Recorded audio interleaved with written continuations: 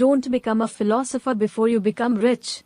अमीर बनने से पहले फलसफी मत बनो. There might come a time when you feel lonely. That is when your creativity will be like your best friend. जिंदगी में ऐसा वक्त भी आ सकता है जब आप अकेलापन महसूस करें. तभी आपकी क्रिएटिविटी या हुनर आपके सबसे अच्छे दोस्त की तरह होगी. There is only one religion in the world, hard work. दुनिया में सिर्फ एक ही धर्म है, वो है कड़ी मेहनत. Success is not a good teacher. Failure makes you humble. कामयाबी एक अच्छी टीचर नहीं है. नाकामी आपको आजिज या हम्बल बनाती है. Don't let your fears become boxes that enclose you.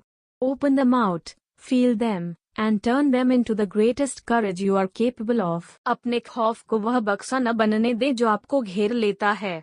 उन्हें खोलें, उन्हें महसूस करें, और उन्हें सबसे बड़ी हिम्मत में बदल दें जिसके आप काबिल हैं.